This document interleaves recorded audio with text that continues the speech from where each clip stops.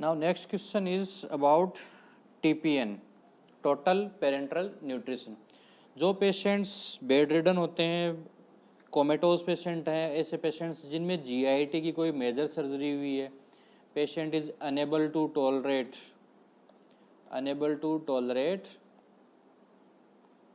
Enteral feeding, मतलब आप intestine के द्वारा, आंतों के द्वारा आप कुछ नहीं दे पा रहे हो, तो उसमें क्या करते हैं कि हम लोग आंतों को बाईपास कर देते हैं, मतलब प्रिपेयर्ड फूड दिया जाता है इंट्रावेस्कुलर रूट से, जिसको हम क्या बोलते हैं TPN।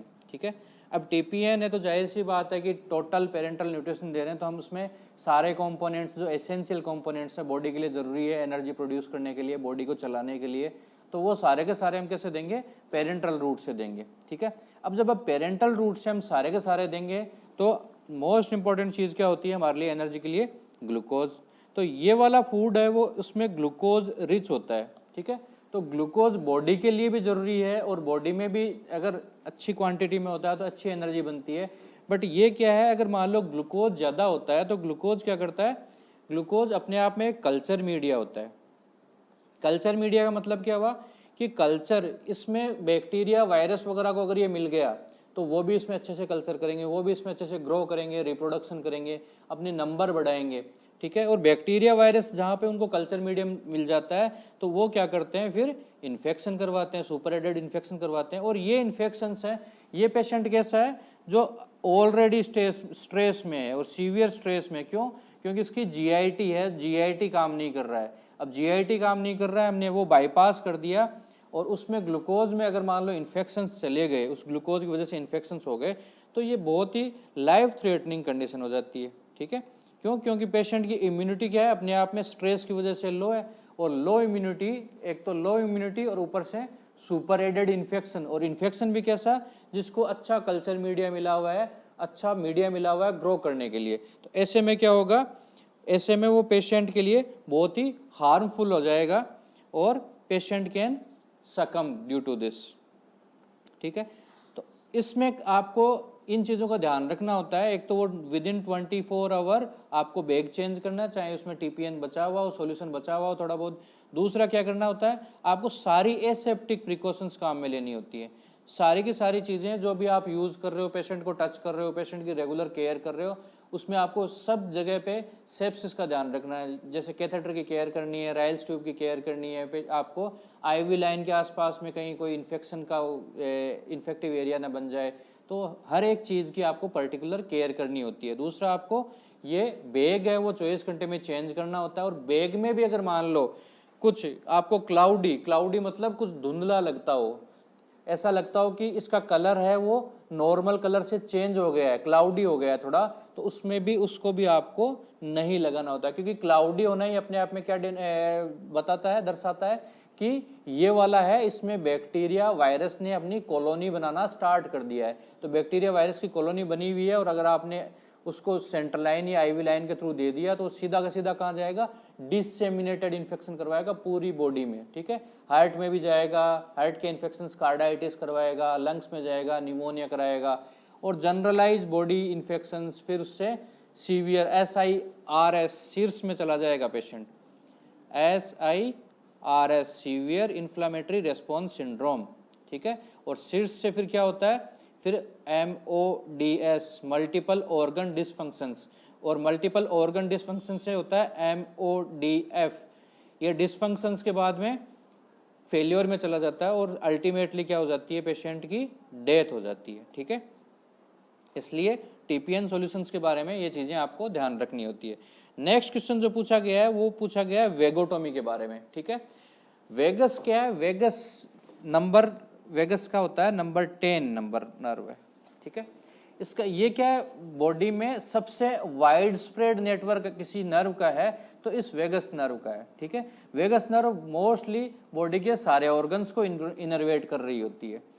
तो वेगस नर्व जब स्टोमक को इनर्वेट करती है तो स्टोमक से ये क्या करवाती है, हाइपर सिक्रेशन करवाती है एसिड्स का।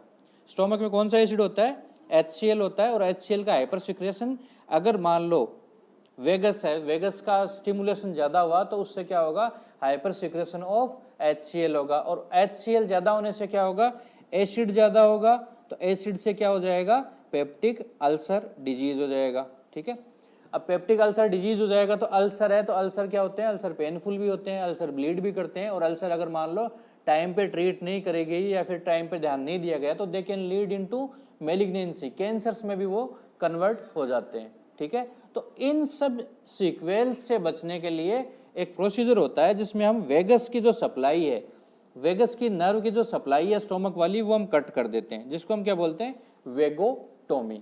ठीक है, तो वेगोटोमी क्या है, वेगस को कट करना ही वेगोटोमी है। अब वेगस कट करने के लिए हमारे पास में अलग अलग तरीके होते हैं, सेलेक्टिव और उसके बाद में हाईली सेलेक्टिव।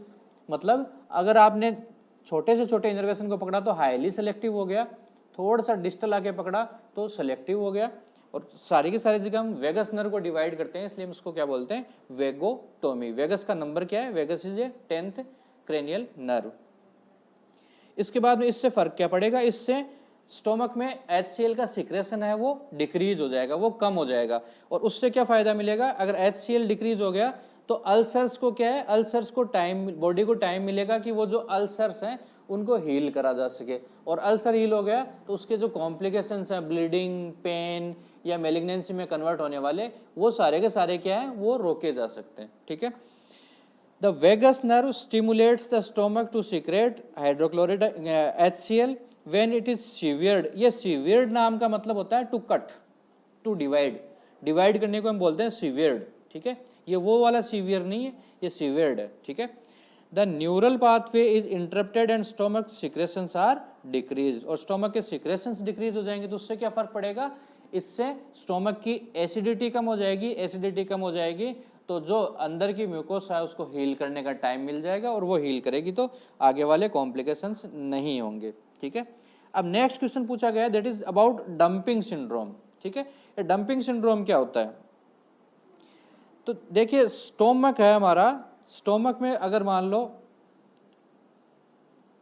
कोई ट्यूमर है, ठीक है, या फिर स्टोमक के वाल का इन्फेक्शन हो गया, हमें क्या करना पड़ा, अगर मान लो स्टोमक को आधा काटना पड़ा, ठीक है, बिलीरोथ 1 और बिलीरोथ 2।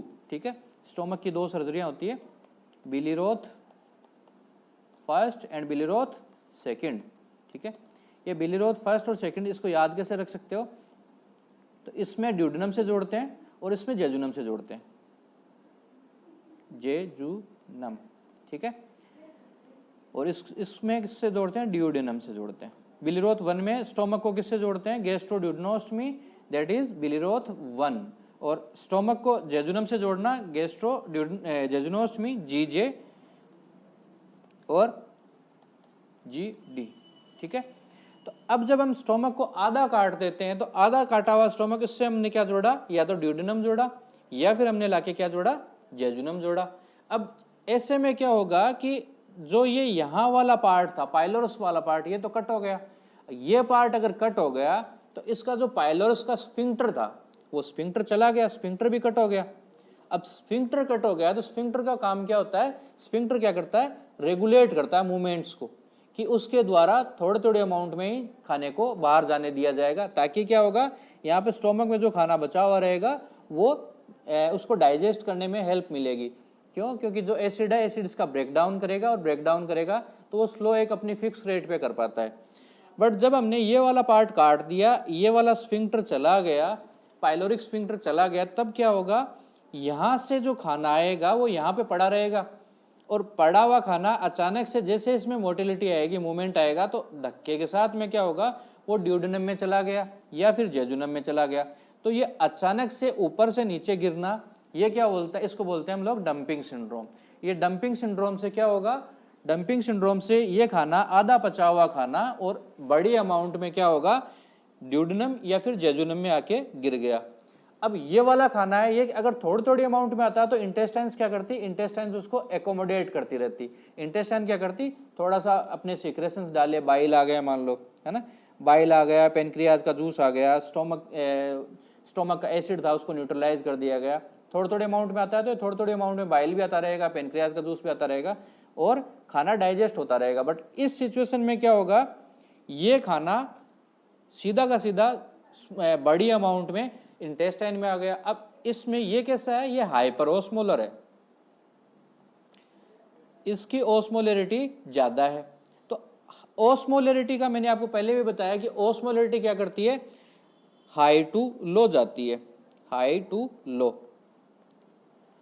तो इधर हाइपरओस्मोलरिटी, हाइपरओस्मोलर खाना है और कहाँ पर है, इंटेस्टाइन्स में। इंटेस्टाइन्स के पास में ब्लड की सप्लाई बहुत अच्छी है, ठीक है, ब्लड मतलब उसमें लिक्विड पार्ट भी है।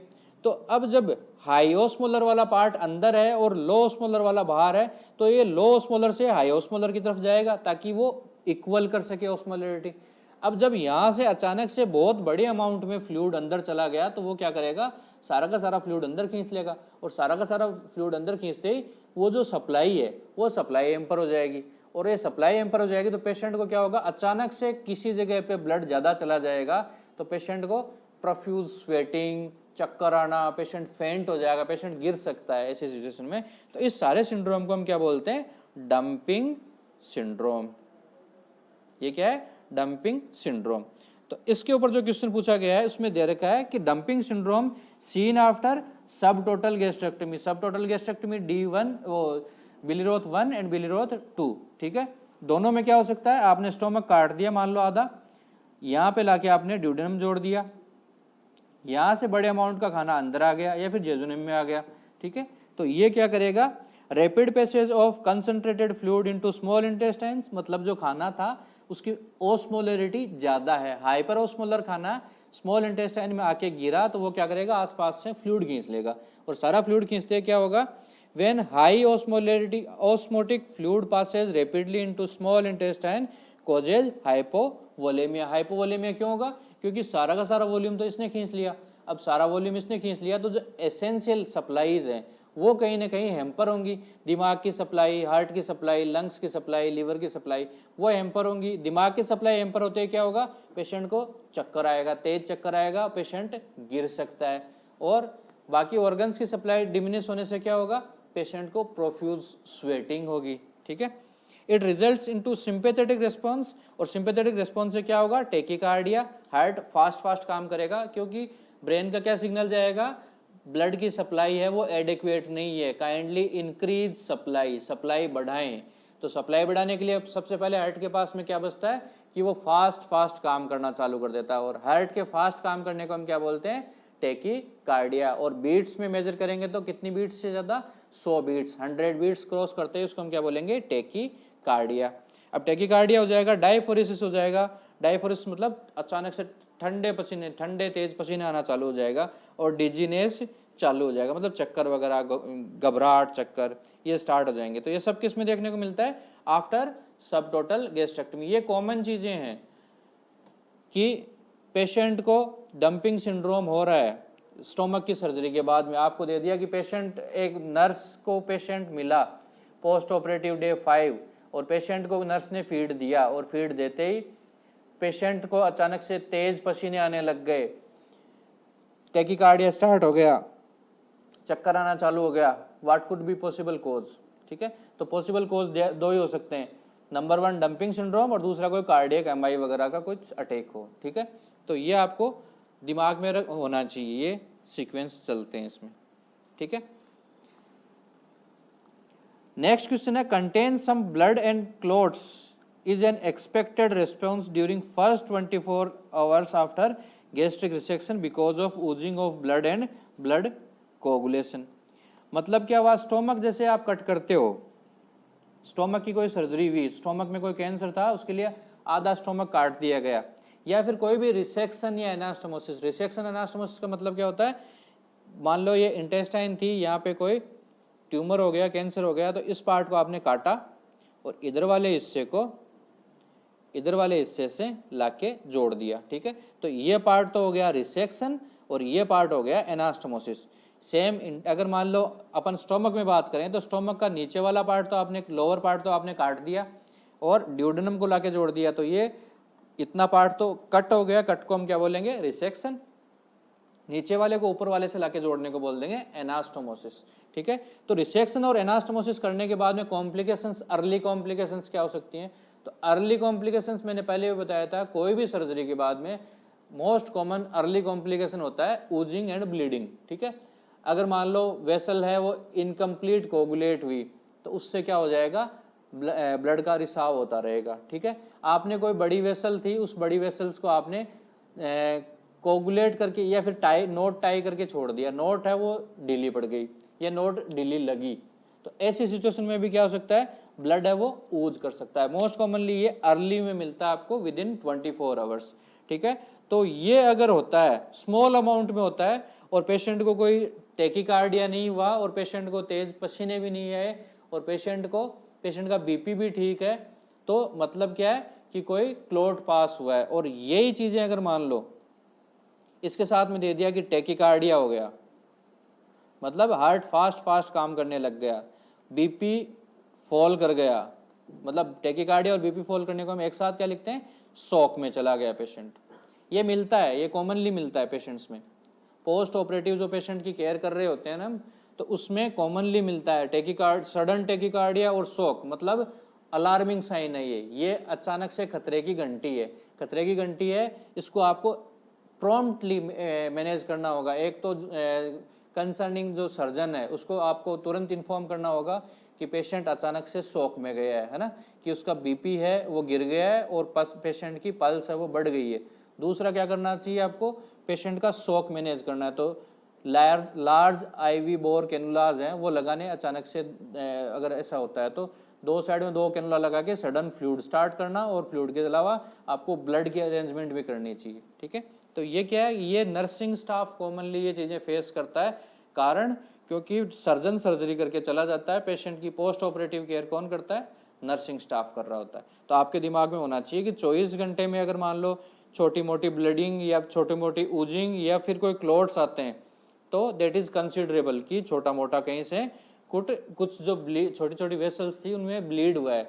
और अगर मान लो अचानक से कोई बड़ा क्लॉट पास करता है, पेशेंट के टेकिकार्डिया हो जाता है, बीपी फॉल कर जाता है, तो ये एक अलार्मिंग साइन है, इसमें आपको वेट नहीं करना होता है। ठीक है, तो क्वेश्चन कैसे भी पूछे जा सकते हैं। अगर बीपी पल्स में कोई चेंजेस नहीं है तो आप मान के चल सकते हैं कि कोई क्लॉट था वो बना हुआ था वो पास हुआ है। और अगर मान लो बीपी पल्स चेंज कर जाते हैं तो इसका मतलब क्या है, कोई एक्टिव ऑनगोइंग ब्लीडिंग है। एक्टिव मतलब चालू है, ऑनगोइंग मतलब लगातार चालू, एक्टिव है ब्लीडिंग और वो ऑनगोइंग है। अब नेक्स्ट क्वेश्चन जो पूछा गया that is nasogastric drainage. Nasogastric drainage नाम कैसे, पहले आप इसको डिफरेंस वो अलग अलग सेपरेट करके देखोगे। नेजो मतलब नोज, गैस्ट्रिक मतलब स्टोमक। एक ऐसी ट्यूब जो नाक को स्टोमक से जिसने जोड़ रखा है और उसमें से स्टोमक के कंटेंट्स है वो नाक के द्वारा बाहर निकालने आपने। Nasogastric drainage is expected to be bright red during first 12 hours after surgery. ठीक है, सिमिलर इसमें क्या कर रखा है आपने, यहाँ पे एक ट्यूब डाल रखी है जो नाक से लेके बाईपास कहाँ तक कर रखा है, स्टोमक तक बाईपास कर रखा है। क्यों डाल रखी है, ताकि जो ये स्टोमक है जिसकी सर्जरी करी गई है, जिसके ऊपर सर्जरी करी गई है, वो कैसा रहे, वो कंप्रेस्ड स्टेट में पड़ा रहे, ताकि जो ब्लीडिंग छोटी मोटी है वो कंप्रेशन की वजह से रुकी हुई रहे। डिस्टेंडेड होगा तो वेसल्स ओपन होंगी, स्टिचेज पे जोर पड़ेगा, तो इसके लिए ट्यूब डाल रखी है आपने, नेजोगैस्ट्रिक ट्यूब। उसमें आप 12 घंटे तक मान के चल सकते हो कि ब्राइट रेड ब्लड आ सकता है मिनिमल अमाउंट में, है ना, ये मिनिमल अमाउंट में। और अगर इसी क्वेश्चन में आपको नेक्स्ट ऐड कर दिया गया, नेक्स्ट क्या ऐड कर दिया गया कि बीपी और पल्स चेंज हो गए भाई। बीपी और पल्स चेंज होने का मतलब क्या है कि वो आपको चाहता है कि आप ये शॉक पे जाओ, है ना, आप शॉक के बारे में सोचो। ठीक है, तो ये एग्जामिनर इस तरीके से क्वेश्चंस को चेंज करते हैं। उसके बाद में नेक्स्ट क्वेश्चन है कि जो ये ट्यूब है, नेजोगैस्ट्रिक ट्यूब है, इसकी आप पेटेंसी कैसे चेक करोगे। जो भी ट्यूबिंग आप डाल के रखते हो बॉडी के अंदर, आपको पता होना चाहिए कि ट्यूब पेटेंट है या फिर पेटेंसी इसकी लॉस्ट हो चुकी है। पेटेंसी लॉस्ट होने के बाद में ट्यूब का कोई मतलब नहीं है। ट्यूब अगर पेटेंट है वो फंक्शनल है, पेटेंसी का मतलब आप फंक्शनल भी समझ सकते हो कि वो ट्यूब फंक्शनल है, वो अपना फंक्शन जिस फंक्शन के लिए डाली गई है वो फंक्शन कर रही है, तो मतलब ट्यूब पेटेंट है। और अगर मान लो वो कुछ ड्रेन नहीं कर रही तो मतलब ट्यूब है वो पेटेंट नहीं रही। Patency of the tube should be maintained to ensure continued suction. ये क्वेश्चन क्यों पूछा जाता है कि इस क्वेश्चन में जैसे आपको दे रखा है कि क्लॉट्स हो सकते हैं, ब्लड की ऊजिंग हो सकती है और 12 घंटे तक वो ब्राइट रेड भी हो सकता है।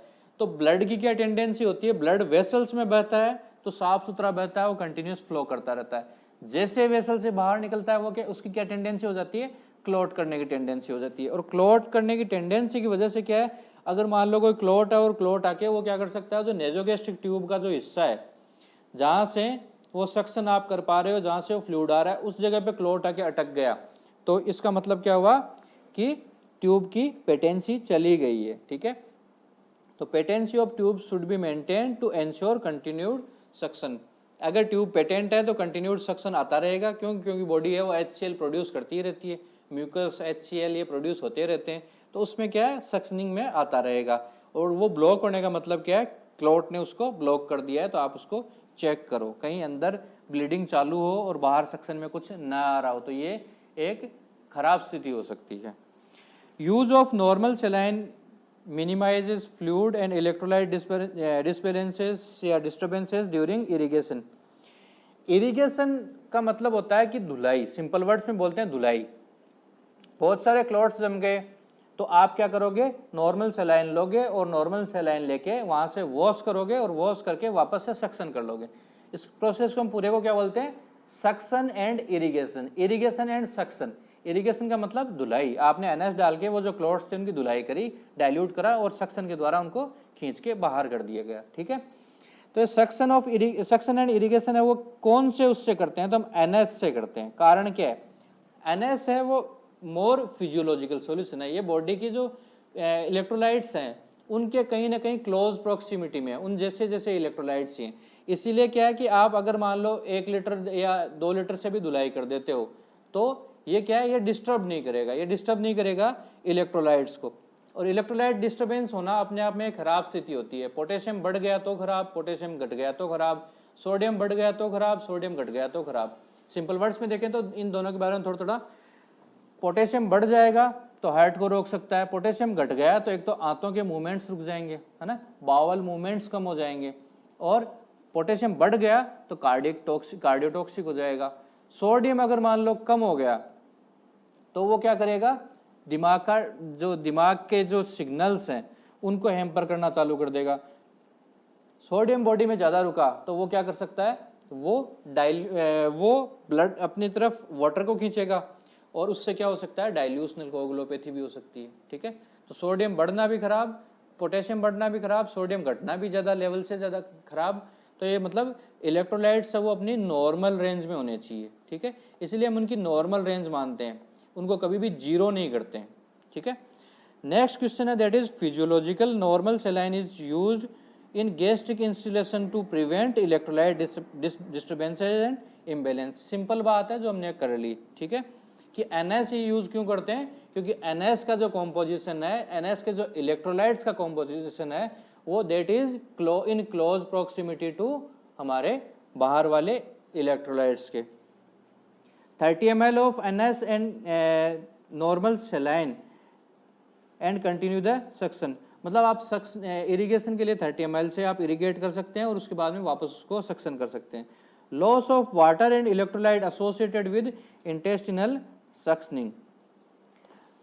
जो मेजर इलेक्ट्रोलाइट्स का जो बैलेंस और डिसबैलेंस है, हम और आप खाना कहाँ से खाते हैं, आप मुंह से लेते हैं, मुंह से खाना खाते हैं, मुंह से पानी पीते हैं, और उसके बाद में बॉडी क्या करती है, बॉडी इलेक्ट्रोलाइट्स इंटेस्टाइन से भी लेती है और किडनी से भी उसको रोकने का या लॉस करने का सिस्टम चालू रहता है। ठीक है, तो ये जो अगर मान लो आपने इंटेस्टाइन का कोई सक्शनिंग या इंटेस्टाइन का इरिगेशन करा है तो उससे क्या है, उससे हाई चांसेस हैं कि वाटर लॉस और इलेक्ट्रोलाइट डिसबैलेंसेस ज़्यादा होंगे।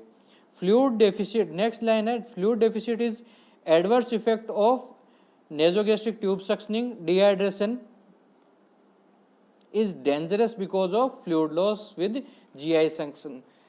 स्टोमक्स में क्या है कि आपने मान लो ट्यूब डाल के इसको कंटिन्यूस सक्शन कर रहे हो, या फिर कोई पेशेंट है उसमें कंटिन्यूस वॉमिटिंग हो रही है, तो ये यहाँ का क्या है कि HCl वो है वो कंटिन्यूस लॉस हो रहा है। अब बॉडी से क्या जा रहा है, HCl जा रहा है, तो मतलब HCl क्या है, एसिड है, तो एसिड का लॉस हो रहा है। अब एसिड का लॉस होना क्या है कि बॉडी के अंदर एसिड और जो एल्कली है उनका एक बैलेंस स्टेट चलता है। तो अगर एसिड लॉस हो गया तो एल्केलाई है वो क्या हो जाएगा, बॉडी में बढ़ जाएगा। अब बॉडी में एल्केलाई बढ़ गया तो बॉडी क्या है कि बॉडी का एक नॉर्मल फिजियोलॉजिकल स्टेट होता है जिसको हम क्या बोलते हैं, होम्योस्टेसिस। होम्योस्टेसिस। तो इसमें क्या है कि अगर मान लो इसमें एसिड और बेस या एल्केलाई ये फिक्स अमाउंट में ब्लड में प्रेजेंट होते हैं। अब एसिड का अगर मान लो लॉस हो गया तो इसके कंपैरिजन में बेस क्या हो गए, बढ़ गए। अब बेस बढ़ गए तो उसको हम क्या बोलेंगे, एल्केलोसिस। ठीक है, तो इसी पे आपसे क्वेश्चन पूछ लेते हैं वो कि पेशेंट है, पेशेंट को कंटिन्यूस वॉमिटिंग हो रही है, आंतों में कहीं रुकावट है, इंटेस्टिनल ऑब्स्ट्रक्शन है, आंतों में रुकावट है, इंटेस्टिनल ऑब्स्ट्रक्शन है, तो मतलब आंत रुकी हुई है। आंत रुकी हुई है तो पेशेंट क्या कर रहा है, बार बार वॉमिट कर रहा है, जो भी खाता है वॉमिट कर देता है, जो अगर नहीं भी खा रहा है तो भी HCl का प्रोडक्शन लगातार होने की वजह से HCl को वो कंटिन्यूस लूज कर रहा है। अब HCl का लॉस हो गया, एसिड कम हो गया तो बॉडी में क्या हो जाएगा, एल्केलोसिस हो जाएगा। ठीक है, आपको इन चीजों से आपस में कोरिलेट करके देखना होता है कि बॉडी में एसिड का लॉस तो मतलब अपने आप में एल्केली बढ़ जाएंगे। अब नेक्स्ट क्वेश्चन जो पूछा गया that is nursing teaching plan for gastrectomy patient. Gastrectomy मतलब पूरा स्टोमक निकाल दिया गया है। गैस्ट्रेक्टमी पूरा स्टोमक भी निकाल सकते हैं और पार्शियल भी हो सकती है, सब टोटल भी हो सकती है और टोटल भी हो सकती है।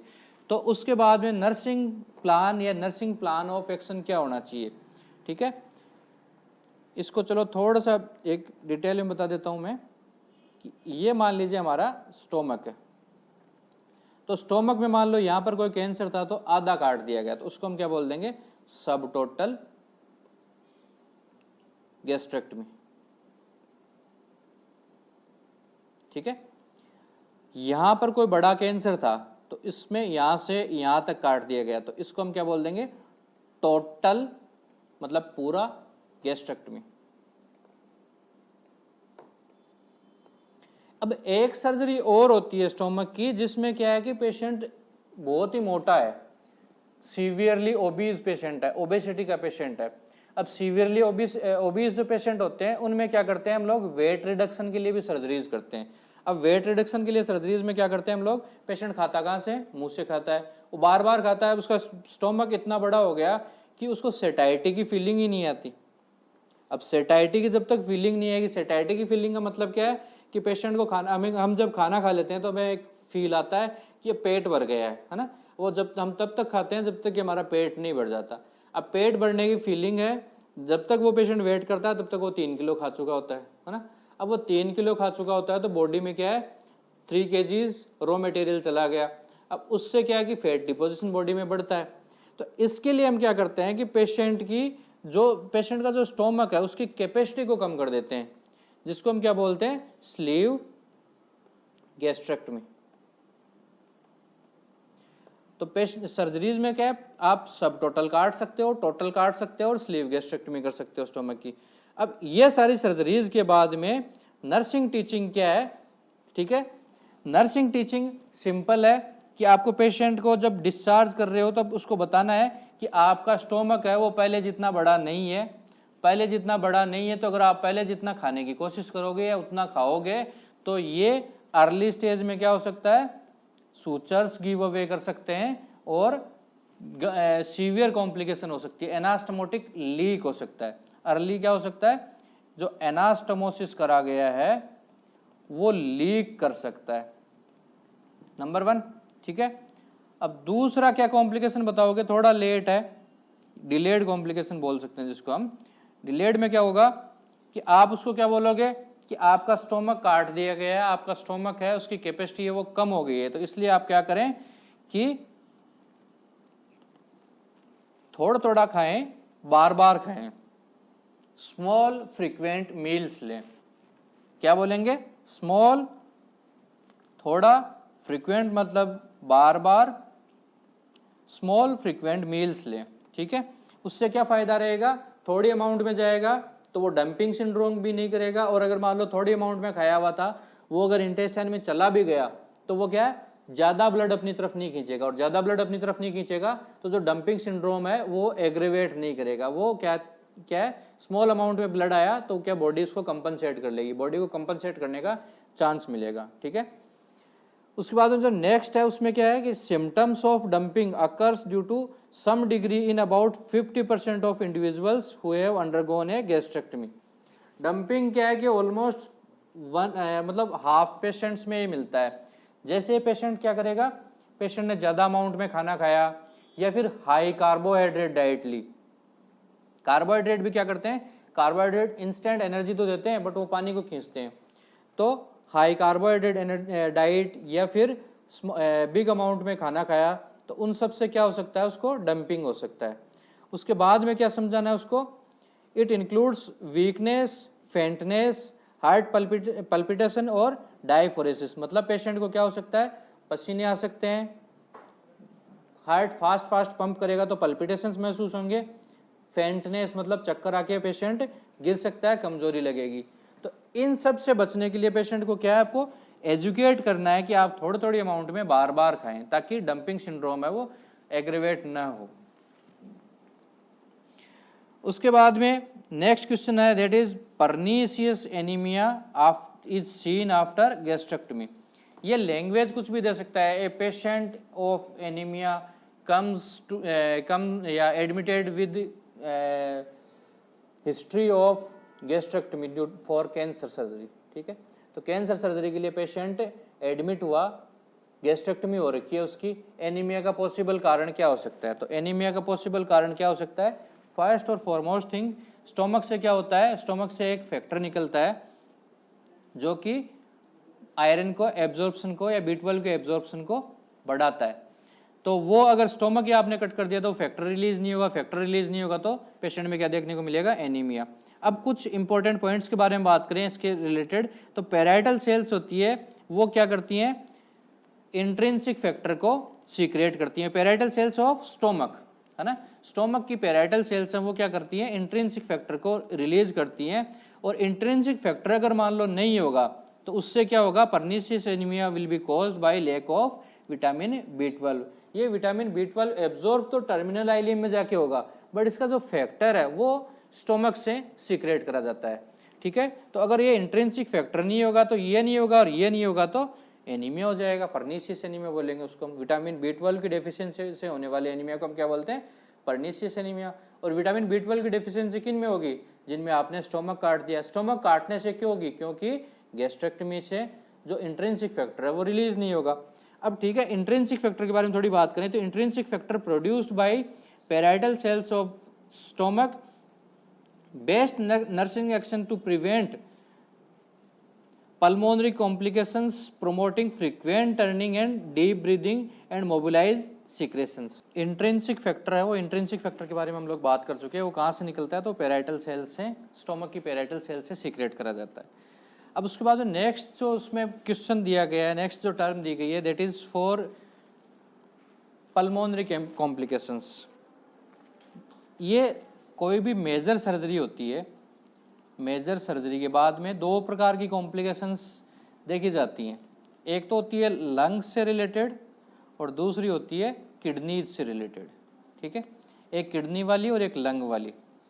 तो लंग वाली में क्या होता है कि लंग का डायफ्राम के नीचे सर्जरी कर रहे हैं तो लंग का क्या है कि डायफ्राम का कहीं ना कहीं मूवमेंट है वो रेस्ट्रिक्ट होगा, क्योंकि पेन हो रहा है पेशेंट को, पेन सांस लेने पर दर्द होता है, तो दर्द होता है तो वो क्या करता है, वो पार्ट को बॉडी कोशिश करती है कि कम से कम मूव करा जाए। और कम से कम मूव करेंगे तो उस पार्ट में क्या होगा, वेंटिलेशन सही नहीं होगा, और वेंटिलेशन प्रॉपर नहीं होगा तो उससे क्या फ़र्क पड़ेगा, उससे पेशेंट का वेंटिलेशन और एरिएशन से फ़र्क पड़ने से ऑक्सीजन की जो सेचुरेशन है उस पर फ़र्क पड़ना चालू हो जाता है। और नॉन फंक्शनल पार्ट में क्या होता है, कई बार इन्फेक्शंस भी बनना चालू हो जाते हैं। तो इस पार्ट को प्रिवेंट करने के लिए हम लोगों को क्या करना है, उसके बारे में क्वेश्चन पूछा गया था नेक्स्ट। तो best nursing action to prevent pulmonary complications, उसके लिए क्या क्या कर सकते हैं। एक तो क्या करोगे, promoting frequent turning and deep breathing. ठीक है, एक तो लंग्स के लिए एक्सरसाइज करने के लिए वो 3 बॉल वाला वो जो आता है इंस्ट्रूमेंट आता है रेस्पिरोमीटर, वो देना होता है पेशेंट को। और दूसरा क्या करना है, आपको फ्रीक्वेंट पोजिशंस चेंज करनी है, ताकि क्या है उस पार्ट में अगर मान लो कुछ कलेक्शन, लोअर पार्ट में कहीं कुछ कलेक्शन हो रहे हैं तो बार बार पोजीशन चेंज करने पर वो क्या है, ड्रेन होते रहेंगे। ठीक है, और नेक्स्ट क्या करना होता है, नेक्स्ट आपको चेस्ट फिजियोथेरेपी करवानी होती है। ठीक ठीक है। इससे क्या फ़र्क पड़ेगा, फ्रीक्वेंट चेंज ऑफ पोजीशन से उससे ड्रेनेज प्रमोट होगा डिफरेंट पार्ट ऑफ लंग्स का, और चेंज फ्रीक्वेंट कितना फ्रीक्वेंटली चेंज करना चाहिए, 2 आवरली चेंज करना चाहिए। पेशेंट की केयर करते टाइम हम यही रिकमेंड करते हैं कि पेशेंट की पोजीशन है वो एवरी 2 आवरली चेंज होनी चाहिए। रीज़न, इससे एक तो क्या है कि लंग्स के जो एरिएशन है वो प्रॉपर होगा, और दूसरा क्या फ़र्क पड़ेगा, दूसरा फ़र्क पड़ेगा कि एक जगह पर लगातार वजन टिकने से जो बॉडी के डिपेंडेंट पार्ट है उन पे क्या है कि ब्लड सप्लाई कम होकर वहाँ पे अल्सर बन जाते हैं, जिनको आगे चल के हम क्या बोलते हैं, बेड सोर्स बोलते हैं। तो बेड सोर भी प्रिवेंट हो जाएंगे इससे, और दूसरा क्या हो जाएगा, लंग्स का एरिएशन है वो भी प्रॉपर होगा, ठीक है। Deep breathing inflates the alveoli and promotes fluid drainage, ठीक है। उससे क्या होगा, लंग्स की जो एल्विलाई है वो एल्विलाई भी इन्फ्लेट होंगी क्योंकि फ्लूइड ड्रेन हो जाएगा, और दूसरा बार बार फ्रीक्वेंट चेंज ऑफ पोजीशन से पेशेंट को छोटे मोटे कलेक्शंस सीक्रेशंस है वो बाहर निकलते रहेंगे। ये क्वेश्चन वापस से रिपीट है कि सब टोटल गैस्ट्रेक्टमी के बाद में पेशेंट को आपको डाइट कैसी एडवाइस करनी चाहिए, तो अनटिल अनलेस आपको पता ना हो कैसी डाइट एडवाइस करनी है तो हमेशा कैसी एडवाइस करें, स्मॉल फ्रीक्वेंट मील्स। उसके बाद नेक्स्ट बात करते हैं, नेक्स्ट क्वेश्चन है that is to prevent long term complications associated with gastric bypass surgery. तो अभी हमने बात करी थी कि अगर मान लो पेशेंट ओबीज है,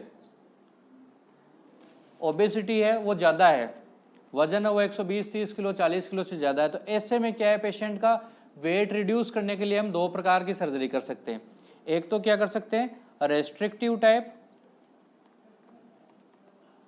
और दूसरी होती है माल एब्जॉर्प्टिव।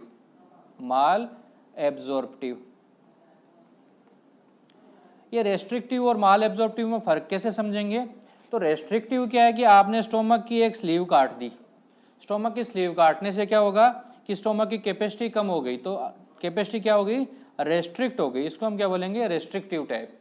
दूसरा क्या होगा, खाने का मेन एब्जॉर्प्शन कहाँ पे होता है, मेनली स्मॉल इंटेस्टाइन में, स्मॉल इंटेस्टाइन में भी कहाँ, जेजुनम और आइलियम में, ठीक है।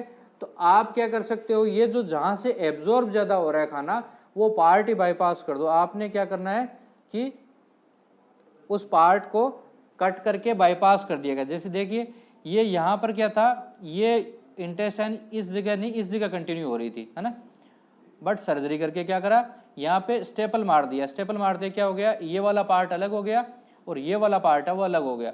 अब इस पार्ट को आपने इतना पार्ट छोड़ के टर्मिनल आइलियम के आसपास लाके इसको वापस से एनास्टोमोसिस कर दिया, ठीक है। तो ये कैसा हो गया, ये माल एब्जॉर्प्टिव प्रोसीजर हो गया। क्यों, क्योंकि इतना पार्ट बाईपास होने से इतना जो पार्ट अगर फूड यहाँ से निकल के यहाँ तक आता, एक तो डायरेक्ट यहाँ पे आता है और एक पूरा सर्किल घूम के आता, तो वो क्या करता, इसका एब्जॉर्प्शन ज़्यादा होता। अब क्या है, ये एब्जॉर्प्शन सीधा यहाँ आने की वजह से एब्जॉर्प्शन हो गया कम, तो इससे भी क्या होता है, एब्जॉर्प्शन कम होगा तो पेशेंट का वेट भी कम होगा, ठीक है। तो इसमें क्या है कि long term complications associated with gastric bypass, इसमें क्या करा है आपने, बाईपास कर दिया, तो बाईपास करने के बाद में पेशेंट के फूड में सर्टेन चेंजेस करने होते हैं। अब सर्टेन चेंजेस में क्या करने होते हैं कि पेशेंट की इससे कैल्शियम का एब्जॉर्प्शन है वो कम हो जाएगा। क्यों, क्योंकि इफेक्टिव जो कैल्शियम है वो इस पार्ट से एब्जॉर्ब करा जाना था, तो इसमें आपको क्या करना पड़ेगा, अब कैल्शियम है वो पेशेंट को सप्लीमेंट करना पड़ेगा, ठीक है। दूसरा क्या करना पड़ेगा कि पेशेंट की डाइट में प्रोटीन्स बढ़ाने होंगे, ठीक है। तीसरा क्या करना है कि B12 के इंजेक्शंस आपको रूटीनली लगाने हैं। क्यों, क्योंकि इसकी वजह से परनीसियस होने के एनीमिया होने के चांसेस बढ़ जाएंगे, और परनीसियस एनीमिया होगा तो हम B12 अगर सप्लीमेंट कर देंगे तो वो एनीमिया प्रिवेंट करा जा सकता है। तो डाइट में क्या क्या बढ़ाना है, कैल्शियम बढ़ाना है, प्रोटीन्स ज़्यादा करने हैं, और रेगुलर B12 के इंजेक्शंस लगाने हैं। ओरल से काम नहीं चलेगा, क्यों, क्योंकि आपने बाईपास कर दिया, बहुत बड़ा इंटेस्टाइन का एरिया बाईपास हो गया। If a patient with jejuno-ileal bypass surgery reports palpitations, abdominal cramps, diarrhea, dizziness 30 minutes after meal, it means patient is suffering from dumping syndrome। वो सेम सिंड्रोम जो हम पहले बात कर रहे थे कि स्टोमक काटने की वजह से स्टोमक के अंदर कैपेसिटी कम हो जाएगी और वहाँ का जो खाना है वो जो पाइलोरिक स्फिंक्टर चला गया तो खाना का सीधा इंटेस्टाइन्स में आके गिरेगा और वहाँ से फ्लूइड सक कर लेगा। इसमें भी क्या है कि अगर मान लो पेशेंट को ये जेजुनम ड्यूडेनम तो पड़ा है, ये जेजुनम और आइलियम अगर बाईपास कर दिया आपने, तो ऐसी सिचुएशन में क्या हो सकता है कि हाइपरओस्मोलर फ्लूइड है, हाइपोओस्मोलर फ्लूइड वो दोनों के दोनों अगर इसके अंदर आए तो यहाँ पर भी वो क्या करेंगे, सप्लाई खींचेंगे, और सप्लाई खींचते क्या होगा, पेशेंट को पेट में दर्द, डायरिया, चक्कर आना, घबराहट, चक्कर आना, ये सारे के सारे विद इन 30 मिनट्स से स्टार्ट हो जाएंगे। तो इसका मतलब क्या हुआ, patient is suffering from dumping syndrome. ये लैंग्वेज आपको कैसे भी दे सकते हैं, a patient of gastric bypass surgery या फिर jejunoileal bypass surgery admitted into ward with complaints of pain abdomen, diaphoresis, dizziness. तो मतलब आपको इंडिकेट तो वही कर रहा है, इसमें रूल आउट क्या करना होता है कि कहीं कोई हार्ट की तकलीफ तो नहीं है ना। ठंडा पसीना आना दो कारण हो सकते हैं, डंपिंग सिंड्रोम भी हो सकता है, और दूसरा कारण क्या हो सकता है, कोई हार्ट अटैक आया हुआ हो, मैसिव अटैक आया हुआ हो, मायोकार्डियल इन्फेक्शन का एपिसोड ऑनगोइंग हो, तो उनमें ये हो सकता है। तो ये दो चीज़ें आपको करनी होती है। पहला, अगर मान लो गैस्ट्रिक नाम देके पूछ रहा है तो आपको जाना है डंपिंग पे, और दूसरा है तो वो है आपका कार्डियक कोज। उसके बाद में नेक्स्ट क्वेश्चन जो पूछा गया कि अगर पेशेंट है उसमें बाईपास कर दिया गया, ये है ना, माल एब्जॉर्प्टिव प्रोसीजर कर दिया गया, तो उस पेशेंट में आपको ड्रग्स कैसी देनी चाहिए। ड्रग्स क्या होती है, ड्रग्स में आपके कोटिंग होती है ना। वो कोटिंग क्या करते हैं, वो रेसिस्टेंट करते हैं कि ये ड्रग है, ये स्टोमक में एब्जॉर्ब नहीं होनी चाहिए, आंतों तक जानी चाहिए, या फिर ये आंतों में जाके डिजोल्व होनी चाहिए। तो अब क्या है कि आंतों का इफेक्टिव वॉल्यूम तो हो गया कम, क्योंकि स्मॉल इंटेस्टाइन तो आपने कर दी बाईपास। तो ऐसे में पेशेंट को अगर एंट्री कोटेड आप कैप्सूल्स देंगे तो एब्जॉर्ब नहीं हो सकते, ठीक है। अब अगर एंट्री कोटेड कैप्सूल एब्जॉर्ब नहीं हो सकते तो उसमें अगर आपको नर्सिंग क्वेश्चन पूछा जाता है तो उसमें कि ड्रग्स आपको कैसे देनी चाहिए, तो take medications in liquid form, ठीक है। ये क्या होगा कि इजियर डाइजेस्ट होंगे और उनका एब्जॉर्प्शन भी अच्छा होगा स्टोमक से। दूसरा क्या है, अगर मान लो स्टोमक का इफेक्टिव वॉल्यूम कम कर दिया गया, कोई गैस्ट्रेक्टमी कर दी गई, ठीक है, तो ये क्या है कि स्टोमक ऐसे लाई करता है और ये ड्यूडेनम इधर से स्टार्ट होता है, ठीक है। तो अब पेशेंट को आप क्या बोलोगे कि खाना खाने के बाद में आप लेफ्ट साइड में, लेफ्ट लेटरल पोजीशन में, इस साइड की पोजीशन में लेट जाओ। इससे क्या होगा, ये वाला पार्ट ऊपर हो जाएगा। तो ग्रेविटी से क्या है कि ग्रेविटी इसको रोक के रखेगी, है ना, ग्रेविटी इसको रोक के रखेगी। तो 20 से 30 मिनट तक पेशेंट लेटेगा, तो उससे क्या होगा कि ये खाना है इसमें रुका हुआ रहेगा और स्मॉल अमाउंट में ही बाहर जाएगा। स्मॉल अमाउंट में बाहर जाएगा तो क्या नहीं होगा, पेशेंट को डंपिंग सिंड्रोम नहीं होगा। तो इसमें आपको पहले क्या एडवाइस देनी है कि आपको लिक्विड ड्रग्स लेनी है, लिक्विड फॉर्म में ज़्यादा चीज़ें लेनी होती है। दूसरा, left lateral position, left lateral position, उसमें लेटना है आधे 20 से 30 minute to delay gastric emptying. क्यों, क्योंकि आपने स्टोमक तो आधा काट दिया, स्टोमक आधा काटने के बाद में बाईपास कर रखा है, तो ये वाला स्फिंक्टर वाला पार्ट है ये बाईपास हो गया। स्फिंक्टर बाईपास हो गया तो अगर ग्रेविटी इसको खींच कर रखेगी तो थोड़ा थोड़ा अमाउंट में जो पेरिस्टाल्टिक मूवमेंट होंगे उसके साथ में थोड़ा थोड़ा अमाउंट में फूड बाहर निकलेगा, तो उससे पेशेंट को डंपिंग सिंड्रोम नहीं होगा। Ingesting high protein diet with limited carbohydrate and no simple sugars, this will help to minimise dumping syndrome. Simple हम पहले भी बात कर चुके हैं कि डायरेक्ट कार्बोहाइड्रेट देंगे या सिंपल शुगर्स देंगे। तो सिंपल शुगर है, साधारण चीनी है, वो पानी में डालते हो तो क्या होता है, वो पानी को अपने अंदर खींच लेती है और पानी के अंदर डिजोल्व हो जाती है, ठीक है। तो सिमिलर क्या होगा कि अगर मान लो कार्बोहाइड्रेट्स या फिर सिंपल शुगर्स है, वो क्या करेंगे, पानी को अपनी तरफ खींचेंगे तो डंपिंग सिंड्रोम बढ़ेगा। अब आपको डाइट मॉडिफाई करवानी है पेशेंट की कि उसमें आपको क्या क्या रोकना है, तो कार्बोहाइड्रेट रोक दो और सिंपल शुगर्स रोक दो, उससे क्या होगा, डंपिंग सिंड्रोम है वो कम हो जाएगा, ठीक है। उसके बाद में नेक्स्ट जो क्वेश्चन पूछा गया दैट इज अबाउट ERCP। तो ERCP क्या होता है, MRCP क्या होता है, इसके बारे में थोड़ी सी बात कर लेते हैं। थोड़ा सा ये जैसे मान लीजिए ये हमारा इसोफेगस से ये क्या बन गया हमारा स्टोमक से क्या हो गया ये ड्यूडेनम, और ड्यूडेनम का ये नीचे वाला पार्ट है, नीचे की तरफ हम जा रहे हैं। ऊपर की तरफ यहाँ लीवर, ठीक है, लीवर से दो नलियां निकलती है जिनको हम क्या बोलते हैं, right and left hepatic duct RHD and LHD, ठीक है। दोनों मिलके क्या बना देंगे CHD। राइट एंड लेफ्ट मिली कॉमनली, तो कॉमन हो गई कॉमन हिपेटिक डक्ट। अब यहाँ पे आके जुड़ता है आपका गॉल ब्लैडर। गॉल ब्लैडर से जो नली निकलती है उसको हम क्या निकलते हैं, बोलते हैं सिस्टिक डक्ट। तो ये RH D LH D मिलके बना CHD और CHD में CD आके जुड़ा, तो ये क्या बन गई CBD। ठीक है, CBD की फुल फॉर्म क्या होती है, common bile duct. Gall bladder वाले डक्ट को हम क्या बोलते हैं, सिस्टिक डक्ट। तो सिस्टिक डक्ट जब CHD से, देखो सिंपल लिखना चाहो तो RH D right hepatic duct plus left hepatic duct, right hepatic duct with left hepatic duct LHD मिलके क्या बना, common hepatic duct. Common hepatic duct में क्या मिला, सिस्टिक डक्ट, तो मिलके क्या बना, कॉमन बाइल डक्ट। सिंपल। अब कॉमन बाइल डक्ट है, ये कहां खुलती है, तो इट ओपन्स इन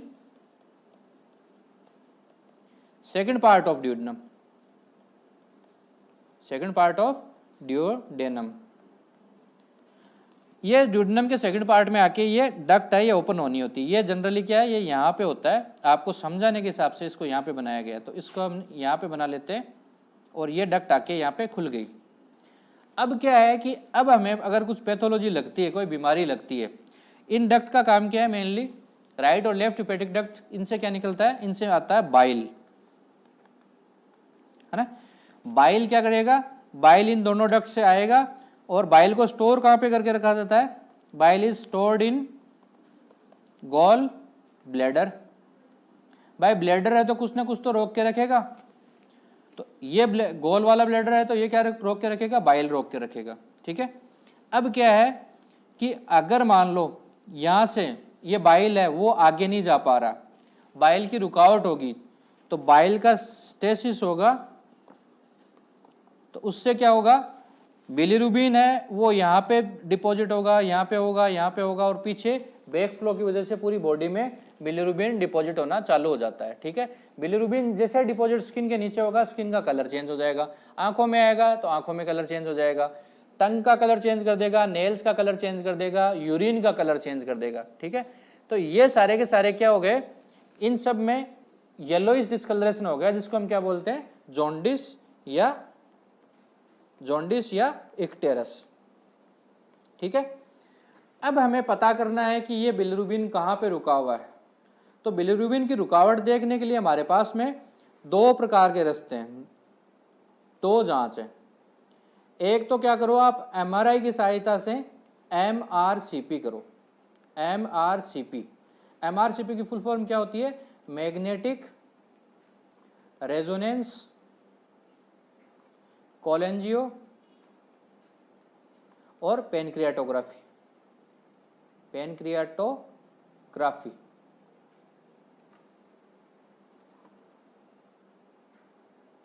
ठीक है, MRCP। तो MRCP क्या हो गया, MRCP हो गया मैग्नेटिक रेजोनेंस कोलेंजियो पेनक्रियाटोग्राफी। ये तो हो गया MRI की सहायता से। ठीक है, तो MRI की सहायता से होगा, तो ये कैसा है, नॉन इन्वेजिव है, ये नॉन इन्वेजिव है। अब एक दूसरा प्रोसीजर क्या कर सकते हैं हम लोग, एक एंडोस्कोप ले सकते हैं। एंडोस्कोप क्या होता है, एंडोस्कोप नाक के मुंह के रास्ते से डाला जाता है और मुंह के रास्ते से डाल के इसोफेगस से स्टोमक से आके हम लोग पहुंच गए ड्यूडेनम में। अब ड्यूडेनम में हम लोगों ने क्या करा, ये डाल के स्कोप एंडोस्कोपिक रेट्रोग्रेड कोलेंजियो पेनक्रियाटोग्राफी, तो ये किसकी मदद से करा जाएगा, एंडोस्कोप की मदद से। और जहां पर भी स्कोप लगता है इसका मतलब वहां पे क्या है, कैमरा लगा हुआ है। तो इसमें कैमरा लगा हुआ होता है और कैमरे लगे हुए होने से क्या है, ये आप मुंह से डालते हो, मुंह से डाल के आप पहले इसोफेगस स्टोमक और फिर आप आगे ड्यूडेनम से फिर आप क्या करोगे, यहाँ पे CBD देख लोगे और इसी जगह पे हमारा पेनक्रियाज जुड़ा होता है ना। तो पेनक्रियाज वाले डक्ट को हम क्या बोलते हैं, PD, पेनक्रियाटिक डक्ट, है ना। तो पेनक्रियाटिक डक्ट भी देख सकते हो आप और CBD भी देख सकते हो। ठीक है, देख भी सकते हो और यहाँ पे डाई डाल के इनकी पेटेंसी भी चेक कर सकते हो। तो ये क्या है, एंडोस्कोपिकली करा जाने वाला प्रोसीजर है।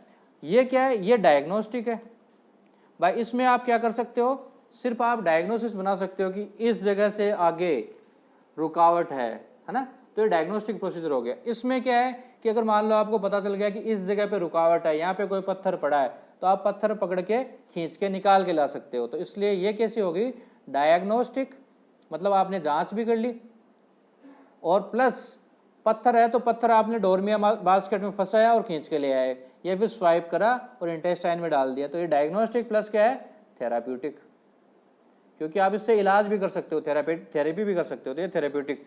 तो डायग्नोस्टिक प्लस थेरेप्यूटिक है दोनों, ठीक है। देखना क्या है, देखना आपको बिलियरी ट्री है, ये पूरा देखना आपको, right left, CHD, CBD, cystic duct, PD, ये सारे के सारे आप इसमें देख सकते हो। तो अब इसके क्वेश्चंस के बारे में बात करें तो check bilirubin level before ERCP।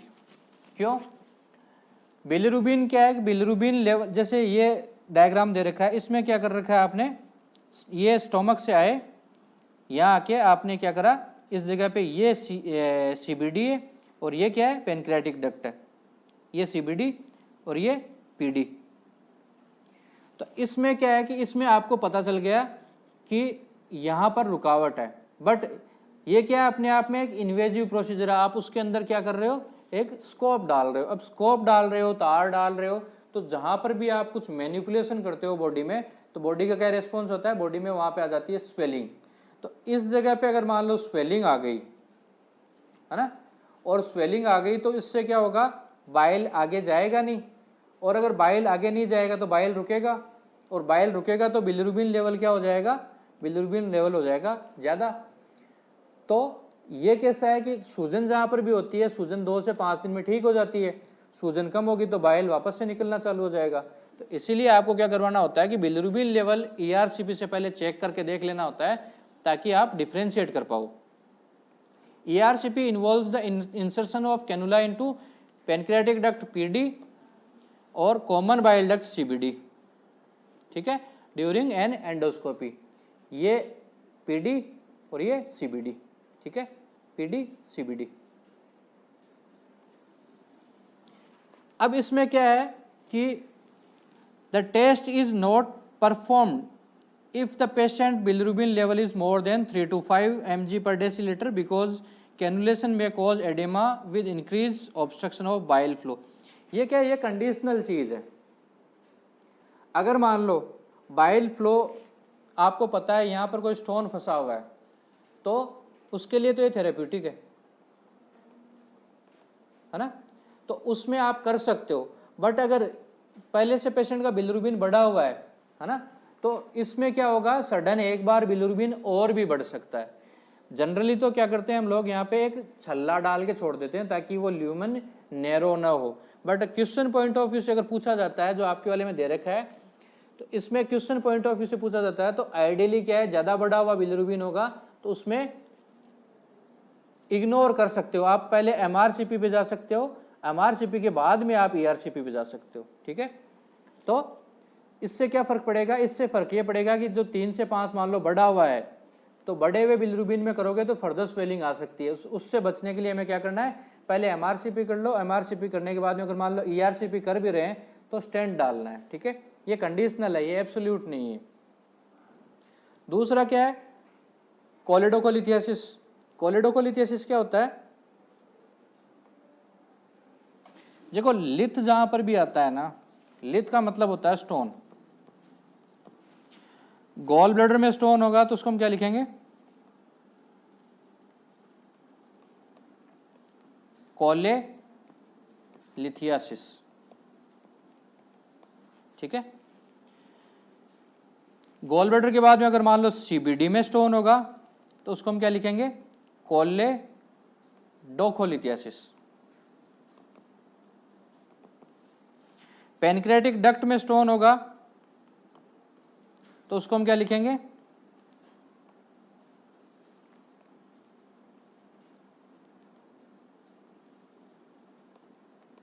पेनक्रियाटोलिथियासिस, ठीक है।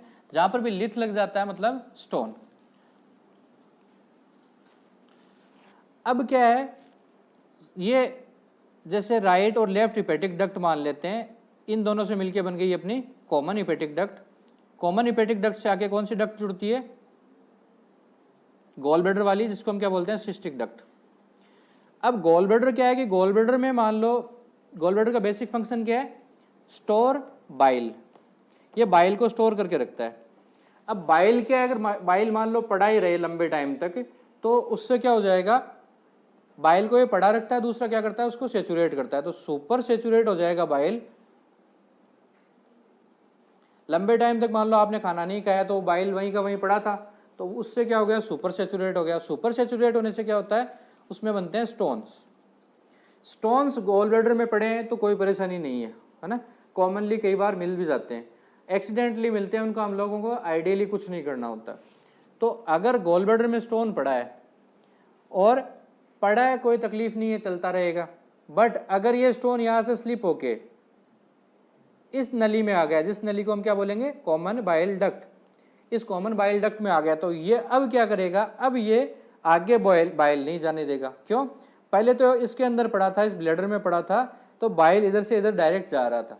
बट अब क्या है कि अब ये इस नली में आके रुक गया, सीबीडी में आके रुक गया, तो अब ये बाइल को आगे जाने नहीं देगा, और बाइल आगे नहीं जाएगा तो बाइल का क्या होगा, बाइल पीछे धक्का मारेगा, तो ये यहाँ वाली नलियां क्या होना चालू हो जाएगी, डायलेट होना चालू हो जाएगी, सीबीडी का डायलेटेशन चालू हो जाएगा। और सीबीडी का डायलेटेशन के बाद में क्या होगा, ये राइट और लेफ्ट भी फूलना चालू हो जाएंगे, और राइट और लेफ्ट के बाद में क्या होगा, जो लीवर है, लीवर भी फूलना चालू हो जाएगा। ठीक है, तो पेशेंट के पेन स्टार्ट हो जाएगा, जॉन्डिस और पेन स्टार्ट हो जाएगा। तो अगर गॉल ब्लैडर में स्टोन पड़ा है तो कोई परेशानी नहीं है, बट अगर वो सिस्टिक डक्ट में सीबीडी में आ गया तो वो परेशान करेगा। अगर इसमें आ गया, सीबीडी में आ गया, तो वो परेशान करेगा। ठीक है, इसको हम क्या बोलेंगे, टेंडर हिपेटोमेगेली। टेंडर हिपेटोमेगेली क्यों, कि यहाँ पे तो बाइल आगे जा नहीं पा रहा है, यहाँ तो पत्थर अटका हुआ है, और पत्थर क्या करेगा, पत्थर पीछे बैक फ्लो बढ़ाता रहेगा, और बैक फ्लो बढ़ते बढ़ते क्या हो जाएगा, यहाँ पे लीवर में सूजन आ जाएगी, जिसको हम क्या बोलेंगे, टेंडर हिपेटोमेगेली। ठीक है, तो ये किसके इसमें मिलेगा, सीबीडी स्टोन्स में मिलेगा। तो अब जो आपका क्वेश्चन पूछे गए हैं उसमें क्या है कि उसमें कोलेलिथियासिस दे रखा है, तो आइडियली कोलेलिथियासिस का जो स्टोन होता है, लिथ जहाँ पर भी लगता है स्टोन होता है, बट कोलेलिथियासिस वाले स्टोन है वो ज़्यादा परेशान करते नहीं है अनटिल अनलेस वो सीबीडी में आ जाएं। तो सीबीडी में अगर आ जाएगा तो इसको हम क्या बोलेंगे, कोलेडोकोलिथियासिस। ठीक है, कोलेडोकोलिथियासिस होने के बाद में ही जॉन्डिस बनता है, और उसके बाद में बाइल फ्लो रुकता है। तो ये जो आपकी स्टैंडर्ड बुक है उसमें ये चीज़ थोड़ी रॉन्गली दे रखी है, तो इसको करेक्ट समझें। स्टोन सीबीडी में आएगा गॉल ब्लैडर से, है ना, बट गॉल ब्लैडर में अगर स्टोन पड़ा है तो उससे क्या होगा, उससे बाइल फ्लो नहीं रुकेगा, बाइल फ्लो चलता रहेगा अनटिल अनलेस कोई बहुत बड़ा स्टोन हो और वो सीबीडी को कंप्रेस कर दे, जिसको हम क्या बोलते हैं, मेरिजीज सिंड्रोम। मेरिजीज सिंड्रोम, इसमें जरूर अगर गॉल ब्लैडर में स्टोन है तो वो सीबीडी को कंप्रेस करके बाइल फ्लो को रोक सकता है, बट साधारणतः वो नहीं रोक सकता। तो ये रॉन्गली दे रखा है आपकी स्टैंडर्ड बुक्स में, एनक्लेक्स वगैरह में, तो इसको थोड़ा करेक्ट कर लें और करेक्टली समझें। तो इसमें क्या, बाइल फ्लो इंटेस्टाइन में रुक गया, अब बाइल फ्लो रुक गया तो उससे क्या होगा, बाइल फ्लो खाने के साथ मिक्स नहीं होगा। बाइल का बेसिक फंक्शन क्या है, फैट्स को पचाना, फैट्स का इमल्सिफाई करना। फैट्स इमल्सिफाई नहीं होंगे तो पेशेंट्स के डायरिया में फैट्स जाना चालू हो जाएंगे। ठीक है, और स्टूल्स का कलर है वो चेंज हो जाएगा, जो पहले बात कर चुके थे, स्टूल कलर चेंज हो जाएगा। इसको हम क्या बोलेंगे, कौन सा स्टूल बोलेंगे, वाइट स्टूल या clay stool, clay coloured stool. ठीक है, उसके बाद में क्वेश्चन दे रखा है clinical indicators of choledocholithiasis and obstructive jaundice. इसमें कोलेलिथियासिस दे रखा है, बट कोलेलिथियासिस से ऑब्स्ट्रक्टिव जॉन्डिस रेयरली होता है, इसलिए कॉमन जो करेक्ट जो टर्म होगी दैट विल बी कोलेडोकोलिथियासिस। मतलब सीबीडी में स्टोन अटका हुआ है और सीबीडी में अटकने की वजह से, ऑब्स्ट्रक्शन की वजह से जॉन्डिस हो रहा है, पीलिया हो रहा है, इसलिए हम उसको क्या बोलेंगे, ऑब्स्ट्रक्टिव जॉन्डिस। ठीक है, तो उसमें क्या क्या मिलेगा, उसमें एकाइमोसिस मिल सकता है, येलो स्क्लेरा मिल सकता है, pain in right upper quadrant. ये सारी की सारी चीजें कैसे समझेंगे, बाइल रुका तो बाइल ने जमा होना चालू कर दिया। इनएडिक्वेट bile flow interferes with vitamin के एब्जॉर्प्शन। भाई लीवर से तो विटामिन के सीक्रेट करा जाता है, और सीक्रेट लीवर फेल्योर है तो बाइल नहीं जाएगा, तो जो फैट सोल्यूबल जो विटामिन है A, D, E, K उनका एब्जॉर्प्शन नहीं होगा। और ADE के का अगर एब्जॉर्प्शन नहीं हुआ तो क्या हो जाएगा, के कम हो जाएगा, और के कम होगा तो उससे क्या होगा, कहीं पे भी चोट लगेगी तो ब्लीडिंग हो सकती है, इकाइमोसिस हो सकता है, यूरिन में ब्लड आ सकता है, हिमेचूरिया हो सकता है, अदर ब्लीडिंग स्टार्ट हो सकती है। तो एक तो ये इकाइमोसिस हो गया। दूसरा क्या है, स्क्लेरा का कलर चेंज हो जाएगा, बाइल ब्लड में लेवल बढ़ जाएंगे तो उससे क्या होगा, बाइल जगह जगह डिपॉजिट होना स्टार्ट हो जाएगा। सबसे पहले स्क्लेरा पे होगा, क्योंकि स्क्लेरा का जो कोलाजन टिश्यू है उसकी एफिनिटी इस बाइल के लिए बहुत ज़्यादा होती है, ठीक है। तो ये स्क्लेरा पे जाके डिपॉजिट होगा। Results from failure of bile to enter in intestine, intestine में अगर सीक्रेट नहीं करा जाएगा तो पीछे की तरफ बढ़ता रहेगा। Subsequent back flow in the biliary system and diffusion back into blood, उससे क्या हो जाएगा, येलोइश डिस्कलरेशन ऑफ स्क्लेरा हो जाएगा। The bilirubin is carried to all body regions including skin, mucous membrane, तो उनका कलर भी क्या हो जाएगा, येलो हो जाएगा। नेल बेड येलो हो गए, स्क्लेरा येलो हो गया, टंग का कलर येलो हो गया, स्किन का कलर येलो हो गया। वैसे जो स्किन जिनके डार्क कलर्ड स्किन होती है उनमें थोड़ा लेट एप्रिशिएट होता है, बट जैसे जो वाइट स्किन पर्सन होते हैं उनमें बहुत जल्दी और बहुत अर्ली एप्रिशिएट होता है, ठीक है। अब लीवर के अंदर भी फ्लो बढ़ा तो लीवर का क्या हो जाएगा, लीवर में सूजन आएगी जिसको हम क्या बोलेंगे, टेंडर हिपेटोमेगेली। मेगेली का मतलब लीवर की साइज बढ़ना, हिपेटो मतलब लीवर, और टेंडर मतलब छूने पर दर्द करना, है ना। आप छू कर देखते हो पेशेंट को, पेशेंट के चेहरे पे पेन के सेंसेशन, पेन की भाव भंगिमाएं आती है, उनको हम क्या बोलते हैं, टेंडरनेस, ठीक है। तो छुओगे यहाँ पे राइट साइड लोअर रिब्स के नीचे दबा के देखोगे तो पेशेंट के चेहरे पे दर्द वाले फेशियल एक्सप्रेशन आएंगे, उसको हम क्या बोलेंगे, टेंडर हिपेटोमेगेली। ये क्यों होगा, क्योंकि बाइल नीचे नहीं जा पा रहा, और बाइल नीचे नहीं जा पा रहा तो उससे क्या हो रहा है, बाइल है वो लीवर में बैक फ्लो जा रहा है, और लीवर के जो साइनोसॉइड्स हैं वो डायलेट हो रहे हैं तो उनका फंक्शन है वो लॉस हो रहा है। यूरिन का क्या होगा, तो urine will be dark coloured, क्यों, क्योंकि किडनी में तो गया नहीं, ब्लड में बढ़ गया, ब्लड है वो जाएगा कहाँ, वो जाएगा किडनी के पास में, और किडनी से क्या होगा, किडनी से फिल्टर होना चालू हो जाएगा, और किडनी से फिल्टर होगा तो यूरिन का कलर है that will be dark coloured, क्योंकि बाइल पिगमेंट्स आ जाएंगे। और यूरिन में जो बाइल पिगमेंट होता है उसको हम क्या बोलते हैं, यूरोबिलिनोजन, ठीक है। इससे यूरिन का कलर चेंज हो गया। स्टूल्स में बाइल गया नहीं तो स्टूल्स का कलर है वो भी चेंज हो गया। स्टूल्स कैसे हो गए, व्हाइट स्टूल हो गए, क्ले कलर्ड हो गए। Stools are clay coloured not brown because of bile pigment is not present in GI tract, ठीक है, ऑब्स्ट्रक्शन इन सीबीडी की वजह से। स्टूल में जो प्रेजेंट होता है उसको हम क्या बोलते हैं, स्टर्कोबिलिनोजन। विटामिन के भी कम हो गया, क्यों, क्योंकि जो फैट सोल्यूबल विटामिन है वो एब्जॉर्ब नहीं हो पाए। और अगर मान लो ऐसी सिचुएशन में हमें क्या करना होता है, सीबीडी का स्टोन निकालने के लिए, सीबीडी वाले स्टोन को हम क्या बोलते हैं, पहले तो सीबीडी स्टोन, उसके लिए टर्म यूज करी जाती है दैट इज कोलेडोकोलिथियासिस, कोलेडोकोलिथियासिस। और कोलेडोकोलिथियासिस को स्टोन को कैसे निकालते हैं हम, ERCP से, ठीक है। सीबीडी में स्टोन आया कहां से, तो सीबीडी में स्टोन आया गॉल ब्लैडर से, और गॉल ब्लैडर वाले स्टोन को हम क्या बोलते हैं, कोलेलिथियासिस। और कोलेलिथियासिस का ट्रीटमेंट क्या होता है, कोलेसिस्टेक्टोमी। एक्टोमी जहां पर भी लगता है इसका मतलब क्या है, काट के निकाल दिया गया। तो किसको काट के निकाला, जीबी रिमूवल, ठीक है, गॉल ब्लैडर रिमूव कर दिया गया, ठीक है। जीबी रिमूवल के दो तरीके होते हैं, एक दूरबीन की सहायता से लैप कोलेसिस्टेक्टोमी और एक ओपन कोलेसिस्टेक्टोमी। पहले ओपन होती थी, आजकल ट्रीटमेंट ऑफ चॉइस बात करी जाए तो चॉइस इज लैप कोलेसिस्टेक्टोमी, ठीक है। तो सिंपल है। अब अगर लैप कोलेसिस्टेक्टोमी आप कर रहे हो तो आपको क्या ध्यान रखना है कि इस पेशेंट में जॉन्डिस है, इस पेशेंट में विटामिन के कम होगा, विटामिन के कम होगा तो ब्लीडिंग हो सकती है। तो पहले क्या है, 3 डोज ऑफ विटामिन के आपको पेशेंट के लगवाने हैं, उसके बाद में पेशेंट को ऑपरेट करना है। अदरवाइज क्या होगा, otherwise patient can bleed to death, ठीक है। और ब्लीड टू डेथ को हम क्या बोलते हैं, एक्सैंग्युएशन।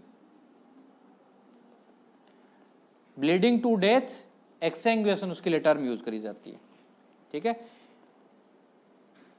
ये सिंपल वही दे रखा है कि फैट सोल्यूबल विटामिन है वो जीआई ट्रैक्ट से एब्जॉर्ब नहीं हो पाएंगे क्योंकि बाइल है वो एब्सेंट है। नेक्स्ट क्वेश्चन है दैट इज इंसिजन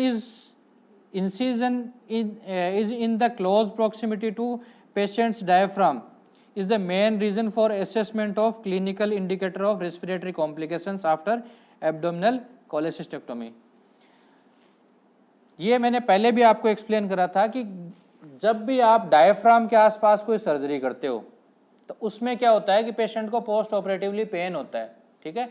तो पोस्ट ऑपरेटिवली पेन होने की वजह से क्या होगा, वो डायफ्राम को कम मूव करना चाहेगा, और डायफ्राम को कम मूव करेगा तो जो लोअर पार्ट होगा उसमें एरिएशन कम होगा, उसमें वेंटिलेशन कम होगा। वेंटिलेशन और एरिएशन कम होगा तो वहाँ के सिक्रेशंस हैं वो भी कम बाहर निकलेंगे, और वो कम बाहर निकलेंगे, वो रुकेंगे तो उनमें क्या होगा, उनमें इन्फेक्शन होगा, ठीक है। तो इन्फेक्शन से बचाने के लिए हमें क्या करना होता है, पेशेंट की पोजीशन को बार बार चेंज करना होता है, ठीक है। A pseudocyst of pancreas in is an abnormally dilated space that contain blood, necrotic tissue and enzymes is surrounded by connective tissue। Pseudocyst pancreas की बात करें,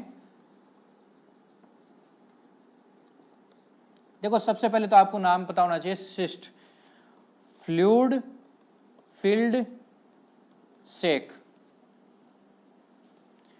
वो क्या होता है, वो होता है सिस्ट। अब इसको स्यूडो का मतलब होता है, स्यूडो मतलब झूठा,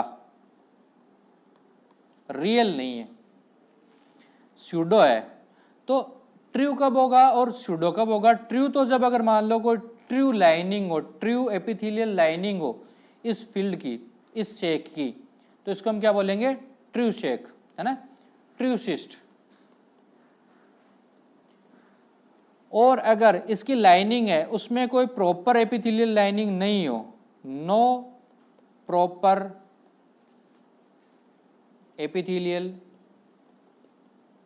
लाइन, तो उसको हम क्या बोलेंगे, झूठी है, ये झूठी लाइनिंग है, स्यूडो सिस्ट। ये सिस्ट बराबर स्यूडोसिस्ट है, ठीक है। तो पेनक्रियाज वाली कैसी होती है, स्यूडोसिस्ट होती है,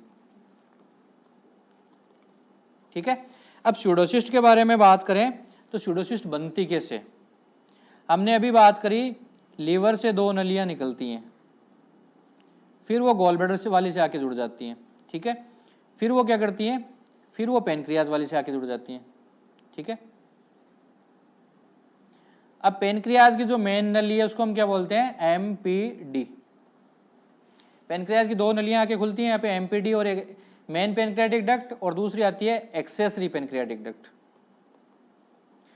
तो जब मेन पेनक्रिया, ये यहां से मान लो कोई पत्थर निकला, है ना, पत्थर निकल के उसने यहाँ पे इसका मुंह रोक दिया। अब इसका मुंह रोक दिया तो क्या हुआ कि पेनक्रियाज की जो मेन नली है उसमें आ गई रुकावट, उसमें रुकावट आ गई तो इसमें क्या होगा, पेनक्रियाज का जूस है वो बहुत खराब होता है। पेनक्रियाटिक जूस है वो अगर या तो बाहर निकल गया, फूड में मिल गया तो ठीक बात है, वो अगर बॉडी कैविटी में चला गया है, फिर पेनक्रियाज को उसने ऑटोलाइसिस करना स्टार्ट कर दिया या फिर रुक गया, वो उसकी रुकावट की वजह से क्या होगा, ये इसको डिस्ट्रॉय करना चालू कर देगा। अब इसको डिस्ट्रॉय करते करते क्या होगा, यहाँ पे ये सेक बना लेगा। इस सेक में क्या होगा, नेक्रोटिक मटेरियल भी होगा, ब्लड भी होगा, है ना, और नेक्रोटिक टिश्यू, ब्लड और ये पेनक्रियाटिक जूस भी होगा। अब पेनक्रियाटिक जूस तो अपने आप में बहुत खराब होता है, तो ये क्या करेगा कि ये साइज में बढ़ता रहेगा, ठीक है। अब साइज में बढ़ता रहेगा तो ये कैविटी कैसी हो जाएगी, इस कैविटी में क्या है, फ्लूइड है, फ्लूइड फील्ड कैविटी या फ्लूइड फील्ड सेक। और मैंने आपको बताया था फ्लूइड फील्ड सेक को हम क्या बोलते हैं, सिस्ट। तो नाम तो हो गया सिस्ट। अब इसके अंदर कोई एपिथेलियल लाइनिंग है क्या, प्रॉपर एपिथेलियल लाइनिंग है, नहीं है, तो इसको हम क्या बोलेंगे, स्यूडोसिस्ट। स्यूडोसिस्ट कहाँ की है, तो पेनक्रियाज की है, ठीक है। तो यही क्वेश्चन पूछा गया था कि एबनॉर्मल डायलेटेड स्पेस जिसमें ब्लड, नेक्रोटिक टिश्यू और एंजाइम्स में पेनक्रियाटिक होंगे। अब पेनक्रियाटिक एंजाइम्स होंगे, ये अगर मान लो वो जो नली में रुकावट थी वो स्टोन आपने निकाल दिया तो हो सकता है रिवर्स भी हो जाए, और अगर मान लो रिवर्स नहीं होता है तब ये क्या है, बहुत खराब स्थिति है। तो अब हमें क्या करना पड़ेगा, स्टोमक को इससे जोड़ना पड़ेगा, गैस्ट्रोस्टमी करनी पड़ेगी। इसमें स्टोमक में ये जो सिस्ट है इसका फ्लूइड है, इसकी ओपनिंग को हम स्टोमक से कनेक्ट कर देंगे, ठीक है, तो वो वहां से ड्रेन कर जाएगा। अब next important question, effect of alcohol on pancreas. Pancreatic pathology जो भी है, पेनक्रियाज की जो भी तकलीफें हैं, बीमारियां हैं, उनमें सबसे बड़ा अगर कोई पॉजिटिव एजेंट अगर माना जाता है तो वो है अल्कोहल, ठीक है, क्योंकि अल्कोहल की वजह से क्या होता है, पेनक्रियाटिक एंजाइम्स हैं उनमें परेशानी आती है और उससे क्या होता है, पेनक्रियाटाइटिस होता है। Alcohol stimulates pancreatic enzyme secretions and increase in pressure in pancreatic duct.